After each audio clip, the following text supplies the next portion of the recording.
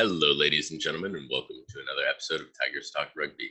Before we get started, if you are on Facebook or YouTube, we are on other podcasting platforms. We are on Anchor, Breaker, Google Podcasts, Apple Podcasts, Overcast, Pocket Cast, Radio Public, and Spotify.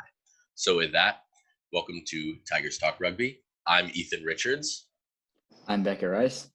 And as usual, CJ Bakle. So today we have a kind of weird episode for you guys. We've got a bunch of members from the Clemson Rugby team. So with me at my humble abode, we got Vance Beasley right beside me. We've got President Maxwell Paz. We have Michael Jasinski, who I think you're, a fourth or fifth year player now? Fifth year. Fifth year. And then Jack Desmond. Awesome. So we're gonna be doing some superlatives for the Clemson Rugby team. That's why we've got ourselves a whole host of Clemson Rugby people. We thought this would be a lot of fun. So let's get started.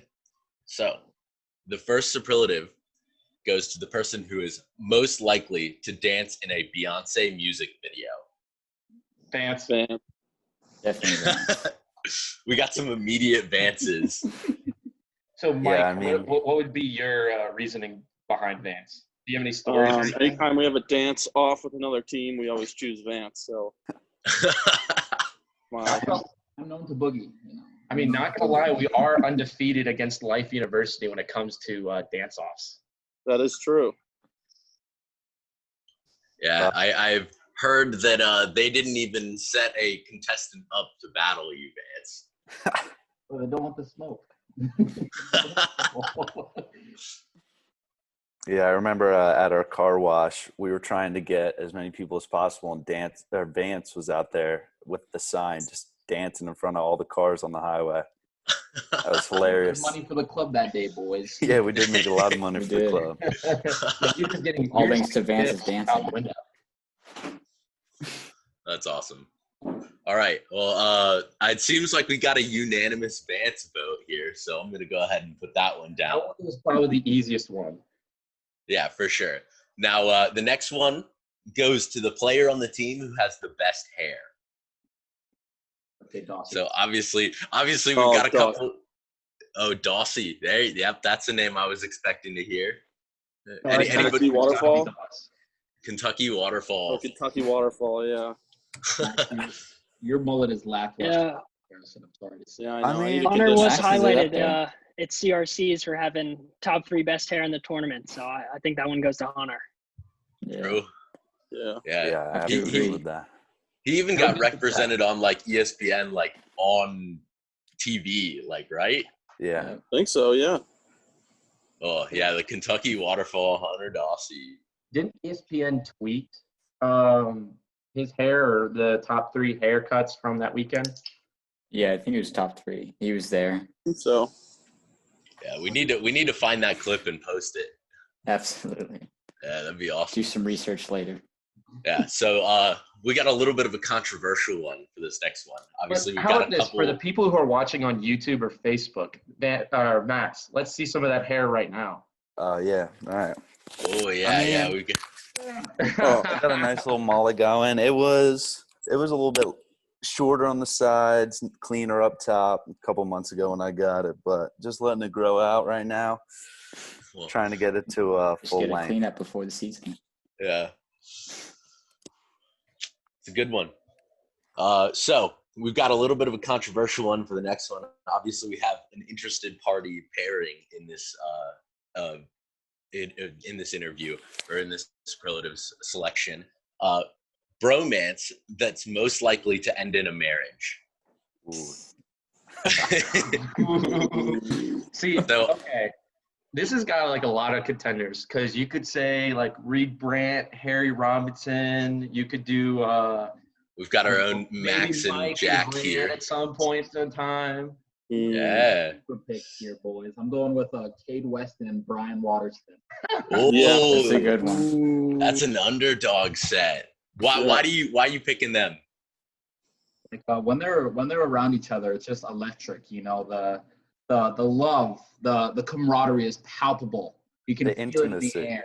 The intimacy lights up the room. It's honestly crazy. The only thing is, I don't know if Brian can cook. I know Cade can't cook or clean. That might be an issue right there. Oh, that is a bit of a hindrance. So marriage might be a little tough for them. They might need a throuple with like Harry or something. I'd say Tom for the throuple. I think the obvious elephant in I the thought room. maybe is, what Cade and about Harry. Cade and Harry. I mean, they do live Yeah, together. I think they complement each other well. Yeah. Can't forget about the Philadelphia boys, though. We can't forget about the Maxwell Paz and Jack Desmond. You guys, That's Jack, true.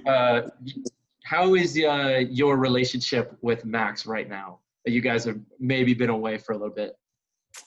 Well, it's definitely been a while, but we do get along well, and I am looking forward to seeing him when I get back to Clemson soon. But marriage is not in the picture anytime soon, I would say. Ooh. Maybe a couple years down the road. Who would be the Something one to talk about. propose between you two? Me, for Me. sure. Decision maker. Okay. So, it's looking like there's a little bit of rocky steps here. So maybe this isn't our option. Love wins. Love wins. Love always wins out.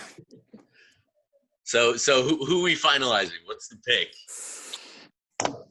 Honestly, the sleeper pick of Cade and Harry might win it. Oh, hold on. What about Chris and Tom? Oh, that's another one, Chris and Tom. Okay. See, the two of them also have that like little like married couple bickering. Yeah. True. And they live together already. Yeah. True. I mean, before I moved into my new house in Clemson, I was staying with Chris and Tom, and they definitely act like a married couple. Oh, okay.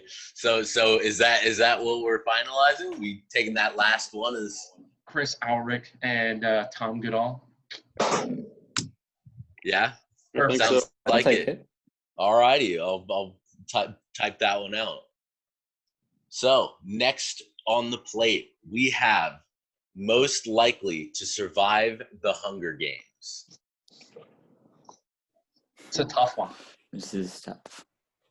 I feel like I know we got Harry or Mike would do fine. No, Yeah. my pick is Navy J. He's so resourceful. That man could turn anything into like a useful tool. He'd probably like chill up in a tree, camo on, ghillie suit, just chilling, not even like caring or just waiting for everybody else to eliminate themselves. Mm. There'd be like one person left, and he's been hiding the whole time. He just comes up behind him, just whispers in their ear. The best thing is dominating another man on and off. Right before he wins. Oh, I can picture him up there, just like with his flask and a cig, just like sitting in the tree, just like watching the show while it's going down. Gets to the last man, and he's just ready to just take it out and win the games. It's like, I'm ready to dominate this man. Yeah, I have to agree. Navy J is a pretty good pick for that one. Well, yeah. Schuin. I mean, Mike, you did live with him sort of for a little bit. Would you, do you have any? I would say if there's guns, he would win. If it's swords and stuff and it's based off athletic capabilities, I would pick someone else. Ooh, who else would you put in that running? I don't know. If there's like no guns and it's just swords, I'd pick like Jack or Chris or Dawsey. Chris They could is definitely more resourceful than I am. My money would be with either Chris or Navy. I think if it's just like the Hunger Games, it's whoever's the most athletic is going to win. And maybe one of the bigger guys like Harry or Reed, but yeah, maybe Reed. But if there's guns, Navy's going to win, no question. All righty. Well, I think more people have agreed on Navy J. And I would say that based off of understanding of how the Hunger Games functions in the books and whatnot, I think there would be enough additional elements to where he would be probably fine and work out. So I think we're going to stick with Navy J on this one. So next, who on the team is the biggest drama king? It's going to be controversial here. With people outside the team, it's definitely Grant.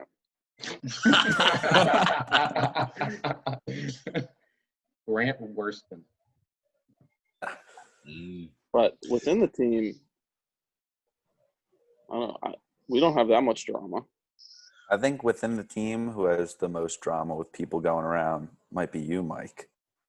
Oh. This also includes like getting the biggest hothead at practice and whatnot as well. So because that's stirring up stuff on the field. I think the spiciest practice boy is definitely Harry. Yeah, Hands down. That's true. yeah. Ooh. Mr. Robinson. Yeah. We're going to say starting stuff with the opposing team. It's Jack. Can we Biggest all agitator. remember that one time against, was it Navy, the Naval Academy, where we got into a little scuffle and you just screamed, "Hit me!" What was going through your I head? don't want to fight.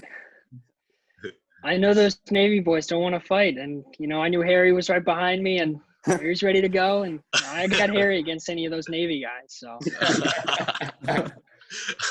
Calling out the Naval Academy, like. Oh, so what are we thinking? I think Harry. Harry? yeah, I second I'd have to that. say Harry. Yeah, I can see Harry. A lot of drama.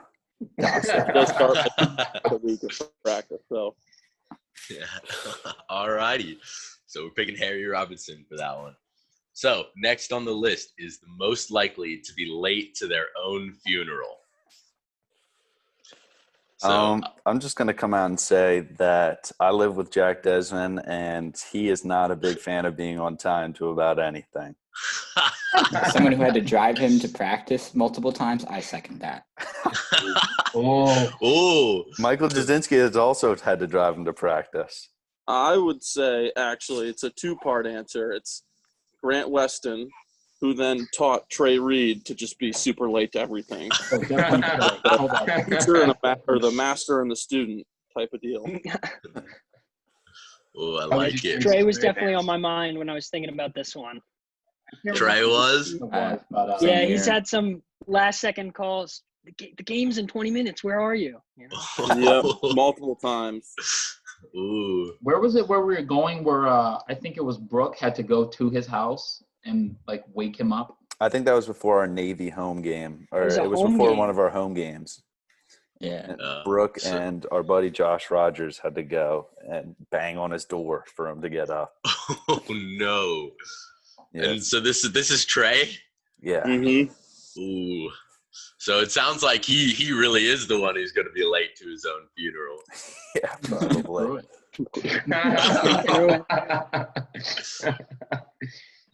Oh, all righty. So we'll put Trey down for that one. All righty. Next we got most likely to become a stay-at-home dad. Okay, so Max is currently in a wingback recliner with rocker, so I'm going to put him immediately.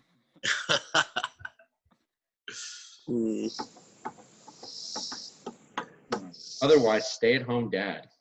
Yeah, we got a lot of thinking faces on screen Yeah. for those who are just audio listeners. Mm. Any big call-outs? Any big... What's the first one that comes to you guys' mind? Cade. Cade? No. Yourself out, man. Yeah, maybe. Mm. Cade has those fatherly qualities, and Yeah. I think he would be good staying home, raising children. Maybe not take care in the house. Take care of the house. Yeah. We go outside and play with the kids, but Those nothing kids else. toast for breakfast, lunch, and dinner. Okay, Evan. Mhm. Beautiful. It would all just be like microwaved packs or whatever for the family. Go into Raisin Cane's, A lot of guys. TV dinners. Yeah, a lot of TV dinners. It's any other big boats in? Well, if it was between Chris and Tom. I think Tom would be more the stay-home guy in that relationship. Yeah. Alrighty. So we want to go with Cade. We want to go with Tom here. I'm thinking Cade. Yeah, let's go with Cade. Cade. Alrighty. Cade Weston, the most likely to become stay-at-home dad. So, finally and last superlative on the list, we have most likely to become a billionaire and then go broke. So they end up hitting it big, whether it be from lottery or some quality job work, and then spend it all up. Or some gambling.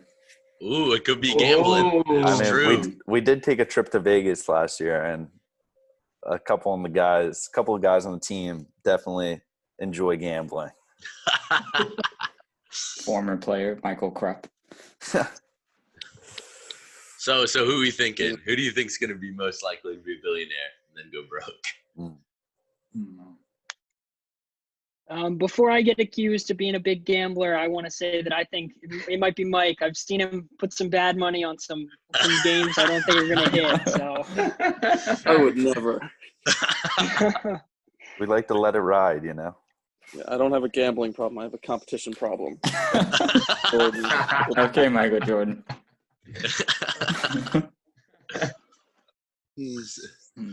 I think Dossie's the one that has the potential to make the most money, but I think you'd be smart with it. Yeah, I'm not gonna make $1 billion. So I think Max. Max would make a bunch of money and then find himself in some unsavory antics, and it'd all be gone. Ooh.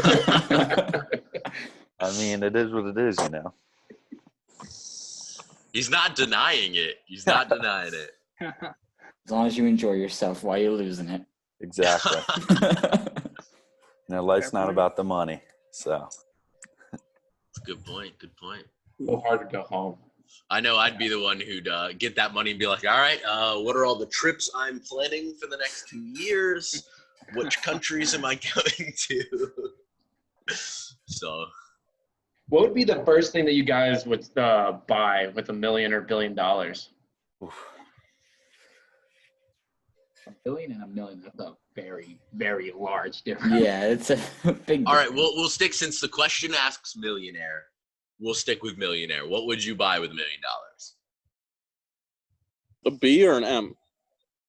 An M. Million. Million. Okay. Probably some groceries. Finally, I get to eat Sponsor something rent. other than ramen. Probably a boat. A boat. Yeah. Big boat. Tough choice. Put Yeah, it on the ocean or like on a lake like Hartwell or Oh, probably on Hartwell. yeah. Nice lake Get one boat. of those double deckers with a slide, you know. Pontoons. Ooh. Thing.